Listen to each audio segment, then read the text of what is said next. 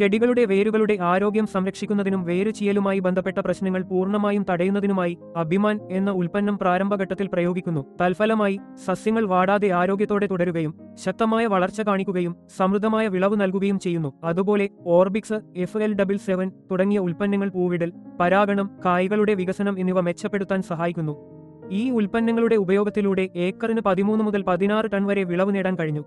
വ്യക്തിഗത പഴങ്ങൾക്ക് 4 മുതൽ 7 കിലോഗ്രാം വരെ ഭാരമുണ്ടായിരുന്നു. അവയുടെ ഗുണനിലവാരവും രുചിയും അസാധാരണമാണെന്ന് കണ്ടെത്തി. ആശംസകൾ.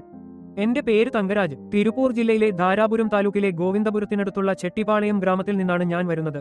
നിലവിൽ കോബാൾട്ട് തോട്ടം പ്രദേശത്ത് ഏകദേശം 10 ഏക്കർ പാട്ടത്തിനെടുത്ത ഭൂമിയിൽ ഞാൻ കൃഷി ചെയ്യുന്നു. ഞങ്ങളുടെ പ്രദേശത്ത് ചോളം കൃഷി ചെയ്യുന്ന പ്രധാന വിളയാണ്.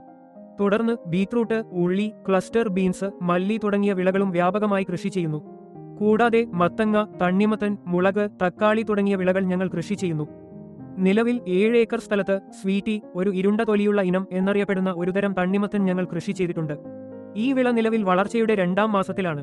വിത്തുകളായി നേരിട്ട് വിതച്ചാൽ നടീലിനുശേഷം 55 ദിവസത്തിനുള്ളിൽ വിളവെടുപ്പിന് തയ്യാറാകും. തൈകളായി പറിച്ചുനട്ടാൽ 50 ദിവസത്തിനുള്ളിൽ വിളവെടുക്കാം. ശരാശരി ഓരോ ചെടിയും 4 പഴങ്ങൾ വരെ വിളവെടുക്കുന്നു. ചിലപ്പോൾ ഒരു ചെടി 5 അല്ലെങ്കിൽ 6 പഴങ്ങൾ വരെ വിളവെടുക്കാം. ഞങ്ങളുടെ കൃഷിരീതി സംബന്ധിച്ച് നിലം ഒരുക്കുക, വളപ്രയോഗം നടത്തുക, മണ്ണ് ഉഴുതുമറിക്കുക, ഉയർത്തിയ തടങ്ങൾ ഉണ്ടാക്കുക, തുടർന്ന് വിള നടുക എന്നിവയിലൂടെയാണ് ഞങ്ങൾ ആരംഭിക്കുന്നത്. മുളച്ച് 10 മുതൽ 11 ദിവസം വരെ ഒരു വേരു ചികിത്സയായി ഞങ്ങൾ അഭിമാൻ ഉൽപ്പന്നം നൽകുന്നു. ഈ ഉൽപ്പന്നം വേരുചീയലിന്റെ ആരംഭം തടയാൻ സഹായിക്കുന്നു. കൂടാതെ ഇത് സസ്യങ്ങളെ ഉണങ്ങുന്നതിൽ നിന്നും കേടുപാടുകൾ നിലനിർത്തുന്നതിൽ നിന്നും സംരക്ഷിക്കുകയും അതുവഴി അവയുടെ മൊത്തത്തിലുള്ള ആരോഗ്യം നിലനിർത്തുകയും ചെയ്യുന്നു. തൽഫലമായി ഇത് സസ്യങ്ങളുടെ വളർച്ചയെ പ്രോത്സാഹിപ്പിക്കുന്നു. വെഞ്ചുറി രീതി ഉപയോഗിച്ച് വെള്ളത്തിൽ കലർത്തി 1.5 മുതൽ 2 മണിക്കൂർ വരെ ഒഴുകാൻ അനുവദിക്കുന്ന ഈ ലായനി ഏക്കറിന് 5 ലിറ്റർ എന്ന തോതിൽ ഞങ്ങൾ പ്രയോഗിക്കുന്നു.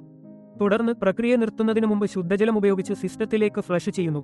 സാധാരണയായി വൈകുന്നേരം രാവിലെ 6 മണിക്ക് ശേഷമാണ് ഈ നടപടിക്രമം നടത്തുന്നത്. തുടർന്ന് 34 അല്ലെങ്കിൽ 35-ാം ദിവസം ഓർബിക്സ് എന്ന ഉൽപ്പന്നം പ്രയോഗിക്കുന്നു.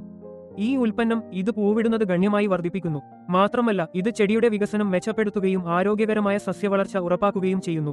തൽഫലമായി ഫലം കായ്ക്കാനുള്ള ശേഷിയും ഗണ്യമായി വർദ്ധിക്കുന്നു. കൂടാതെ 27-ാം ദിവസം മുതൽ 30-ാം ദിവസം വരെ ഒരു ഇല തളിക്കൽ രീതി ഉപയോഗിച്ച് ഞങ്ങൾ FL77 പ്രയോഗിക്കുന്നു. ഇത് പൂക്കൾ കൊഴിച്ചിൽ തടയാൻ സഹായിക്കുകയും കാര്യക്ഷമമായ പരാഗണത്തെ സുഗമമാക്കുകയും ചെയ്യുന്നു. ജൈവവളങ്ങളും പ്രയോഗിക്കുന്നു. നിർദ്ദിഷ്ട മണ്ണിന്റെ ഫലഭൂയിഷ്ഠതയ്ക്ക് അനുയോജ്യമായ രീതിയിൽ തയ്യാറാക്കിയ ഈ രീതികളെല്ലാം സംയോജിപ്പിച്ച് ഞങ്ങൾ മികച്ച വിളവ് നേടി. വേരുചീയൽ പ്രശ്നം പൂർണ്ണമായും നിയന്ത്രണ വിധേയമാക്കി. തൽഫലമായി സസ്യങ്ങൾ ആരോഗ്യകരവും വേഗത്തിലും വളർന്നു. പൂവിടുന്നതും കായ്ക്കുന്നതും ഗണ്യമായി വർദ്ധിച്ചു. ഓരോ പഴത്തിനും 4 കിലോ മുതൽ 7 കിലോ വരെ ഭാരമുണ്ടായിരുന്നു.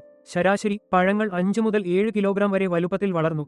ഈ ശ്രമങ്ങളിലൂടെ ഏക്കറിന് 15 മുതൽ 16 ടൺ വരെ വിളവ് ലഭിച്ചു.